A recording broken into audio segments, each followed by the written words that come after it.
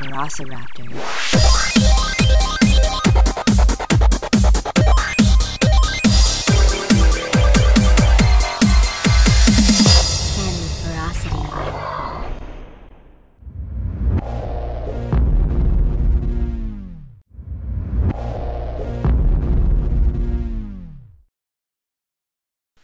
Hi guys, it's Sadlerette Sunday and we are here today. This is a massive congratulations to Femme Ferocity as a whole, everyone else on the channel. I want to say congratulations to the anniversary. That is incredible, guys. I'm so happy for you guys and I'm so happy to be a part of Femme Ferocity. I'm pre-recording, it's not Sunday, but you're watching this on Sunday as usual because my weekends get absolutely hectic because I try to give myself a social life. So yeah, I'm pre-recording. So congratulations to everyone else on the channel. This week we are doing the article questions because Davey has worked so hard in snagging us an Australian article publishment in a magazine or newspaper. I can't remember which one it is, but congratulations to everyone for that, especially everyone bar Davey because it's national press for him, but it's international press for the rest of us. So that's incredible. Like, that's so fun. So I'm going to start off by answering those questions and then we have our Femme Ferocity tag, which is really exciting as well. So without further ado, let's go. Okay, so for the article, guys, the first question okay, so thank you so much for Rouge. Okay, so thank you so much to Rouge. So question 1, guys, of this article is, I do believe, let me quickly unlock my phone. Oh my god, I'm so sorry. Question 1 is, what does it mean to you to be androgynous? Androgynous to me is let me explain it a little bit. I kind of identify androgyny as an umbrella culture of lots and lots of subcultures. So with that being said, that means that like there's lots of people that fit into this. So men, women of all different sexualities, transgendered community, trans women, trans men. At some point in their life, they fall under this culture umbrella, almost like aesthetic umbrella of androgyny, and that really kind of warms my heart because, and apart from the definition of androgyny, it's now kind of over the last few years breached into kind of like something to do with aesthetic and also kind of identification. And I love that because it's almost like it's formed a kind of community around a word. And so androgyny to me kind of identifies to me and it means to me that I'm actually part of a community. And I think Davey mentions this a lot in his videos. Sometimes when you're off the internet and you're in real world, to be a minority, which androgyny isn't a minority, not everyone is androgynous and not everyone fits into the aesthetic umbrella of it. For that, it makes me feel included and I love that. It makes me feel like there's a part of me in society. I'm a part of society. Mess that up. So question 2 of this for this article, guys, is what draws you to androgyny? Androgyny, what draws me to androgyny? There's nothing that really draws me to androgyny. There's no real influential factors that draw me into it and want to be a part of it. But the thing that I really enjoy about it is it's kind of a lot more fluid in image.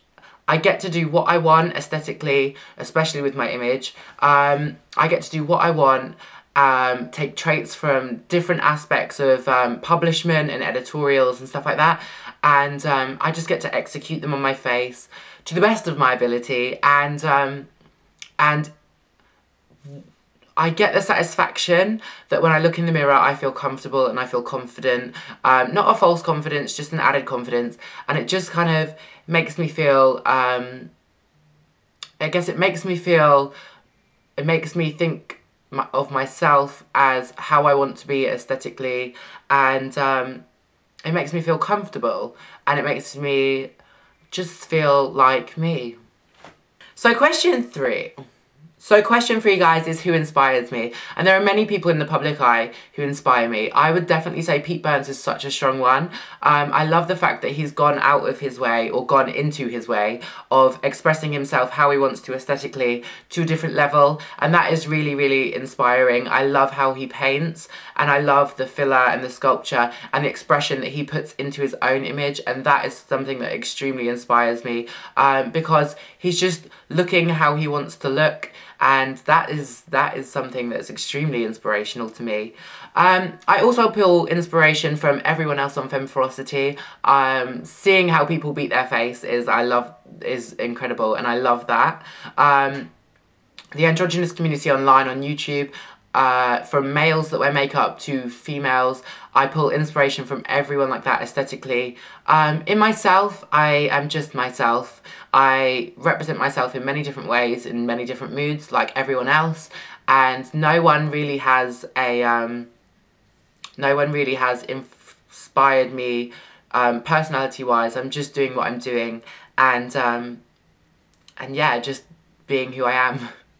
Question 4 is, do you think there should be more androgynous figures in the media? I think if you actually sit back and at an international level look in the media, there are so many androgynous figures, and they are where they are around the kind of situations where androgyny fits into society. So when you look at fashion, lots and lots of supermodels are androgynous and have a very androgynous feel to their faces. Obviously you have your supermodel androgynous staple, your Andrej Bajek, and that's kind of cool. It's really cool that he's in there. When you look in the public eye, like I've mentioned before, Pete Burns is in the public eye for being androgynous because he is, there's a gif on Tumblr actually that says he is the king of she-males, and he is very so much a androgynous figure, and I think he does it extremely well, and I think he has a very good head screwed onto him, and that's incredible. Do I think there should be more? There's David Bowie, there's Bowie, there's Grace Jones, no, it's not Grace Jones, it's Grace, I don't know. Is it Grace Jones? I don't know, I'm having a brain fart, I'm really buzzed on coffee. There's loads. I don't think there needs to be more, because everything that's published in Androgynous Light at the moment is very, very positive, and I think that if there was any more, it could be published in a negative light. In the media, I have seen interviews with androgynous people, I've seen interviews with trannies, with the trans community, everything like that in not hairdresser magazines, but those kind of gossip magazines. So I think that that is enough. I don't feel like it should be overspilling, because then it could be ruined and the light and the appreciation for androgyny could be dulled.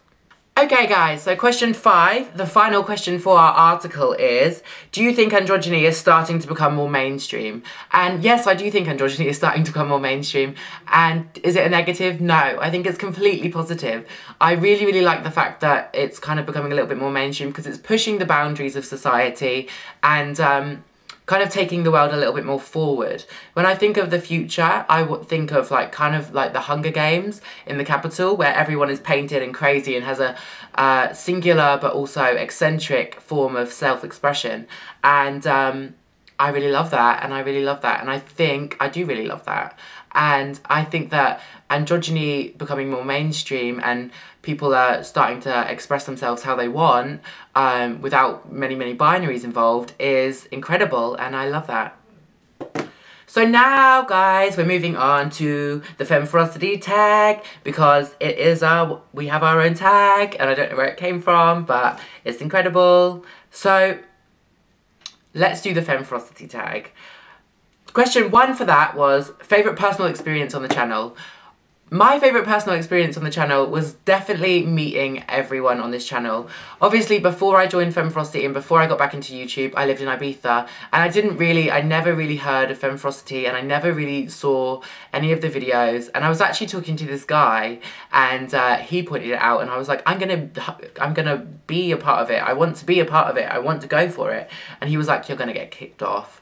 You're not the kind of person to be on Ferocity. You will be asked to leave. And I was like, no, I feel like I have a say, and I feel like I want to be part of this and part of the community and involve myself a little bit more. And my favourite part of joining Ferocity, my personal experience, is talking to everyone. I really, really like everyone on this channel. I love Rouge. Rouge and me are really connected on a different level. We keep hanging out on Google Hangout, and fingers crossed, if I ever win the lottery, I'm definitely going to California. Definitely going to California to meet Rouge. That's incredible. Davey, I've loved getting kind of closer to Davey as a friend, and I just live for everyone on this channel. I really, really appreciate the time that we all put in, and I believe that it's incredible that the androgynous people in the channel and the characters in the channel, we've kind of grown friends, and they're halfway across the world, but that's really touching to me, and that's one of my personal favourite experiences of the channel, and my utmost favourite experience is just meeting people and being part of it. I loved my introduction week when I guested the style week, but that's just because I like style and I like clothes and I'm superficial like that. I just like seeing other people's point of views and listening to someone talk to me about relevant, well, sometimes relevant and sometimes crazy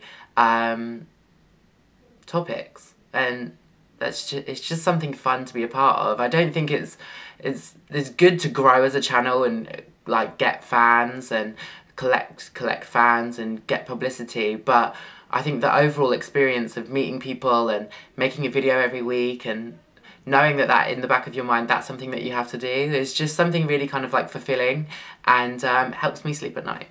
Number 2, guys, is favourite topic for the past year. This can be any of the topics which can be found in weekly topics folder on the private group. Oh, you didn't need to know that. My favourite topic, like I just mentioned, was my introduction, my first ever video on Ferocity that I no longer have a copy of, unfortunately, because I overwritten it on my computer, which was the style one. I loved hearing about other people's style. It really, really it made me kind of happy. It made me kind of cool to see. It made me kind of happy and fulfilled to see other people's inspirations, and I really, really enjoyed that week, and I really put so much effort into that video because I was like, I'm going to create an amazing video for this collaboration channel that I'm guesting on, and I really, really enjoyed that, like really enjoyed it, and it was kind of like my introduction, and it was the first time I ever got addressed by the guys on the channel, and I really enjoyed that. It really kind of made me feel like I was a part of something. Question 3, or not question 3, the kind of thing is the funniest moment on the channel. My personal funniest moment on the channel was when Rouge read me to filth. Unfortunately, there's no clip of it, but everyone that knows me in real life saw that video and found a way to see that video. I did share it loads, but they saw it, and they literally, I have been read to filth ever since, and I absolutely loved it. Rouge absolutely nailed it, and it was incredible, and I died. I literally died in hysterics when watching that video, and I loved it. Watching someone else impersonate me with my hair and everything like that just really made my day. It was just incredible. It was really, really funny.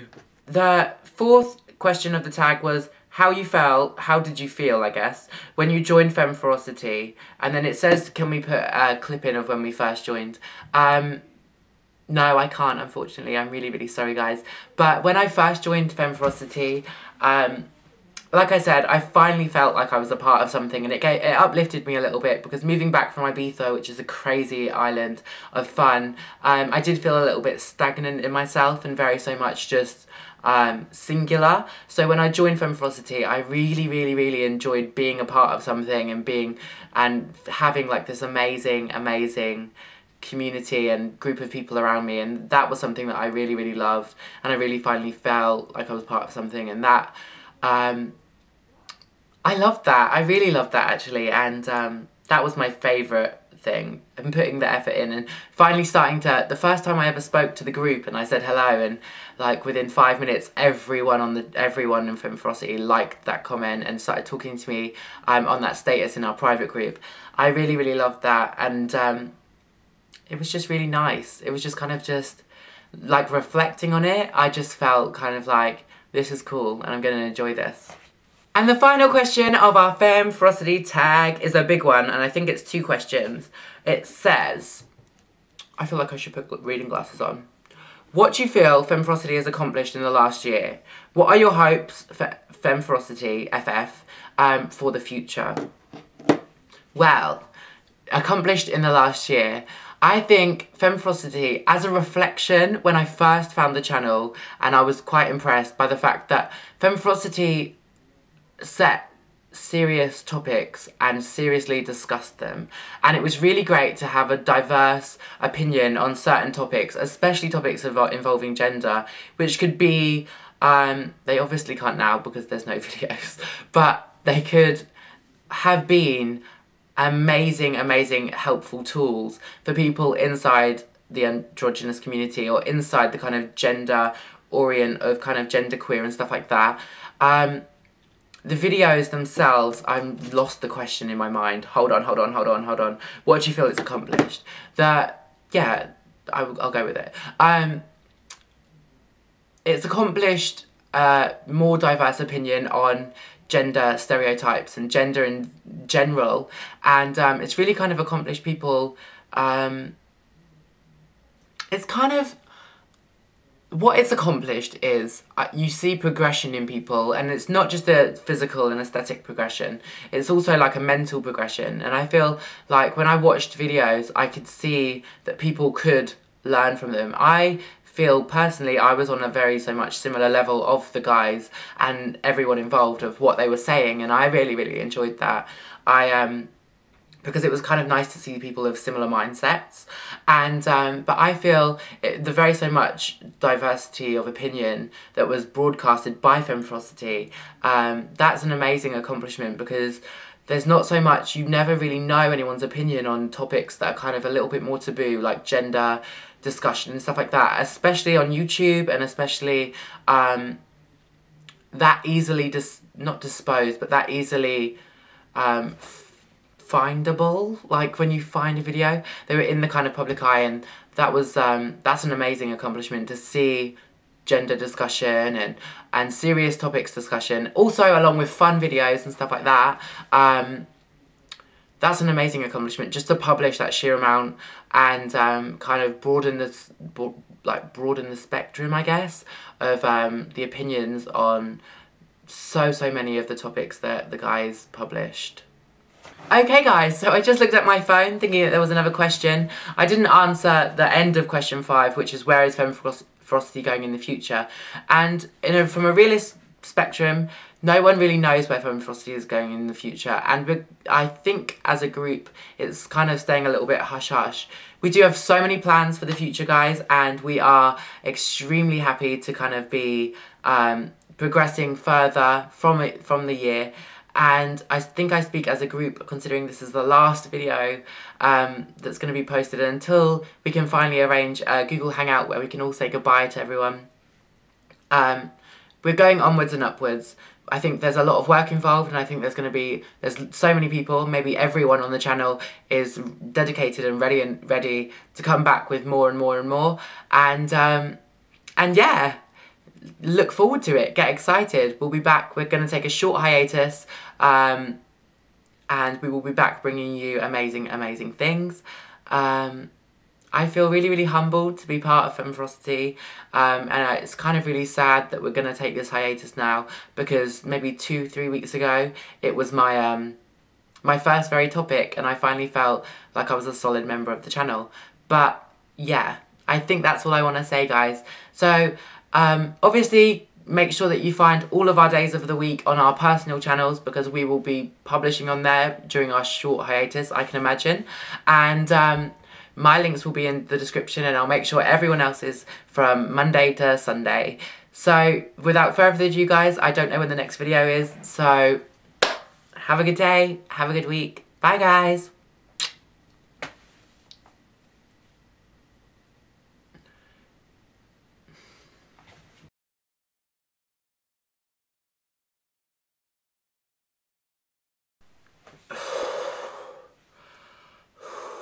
Feng Shui. But is bleh. He really put his effort in. Hold on. Oh, girl! That came from within. Okay, so for the article, guys, the first question... Okay, so thank you so much for Rouge? Okay, so thank you so much to Rouge. I can't remember the question, lost my trail of thought. What draws you to androgyny? That kind of draws me into androgyny. The personal... Okay. People that inspire me in the community. Ugh. So question 3, guys, is who inspires you? And I think I I'm buzzing off this espresso frappuccino. I love Pete Burns, and I would love to have excess funds to make my face not like Pete Burns, but have that kind of freedom to express myself and be in my face who I want, I can't even talk today. So question 3, guys, is who inspires you? And I would like to take this opportunity to address, no, crazy, my dog's barking. You get this crazy kind of aesthetic about you, and I was on a roll.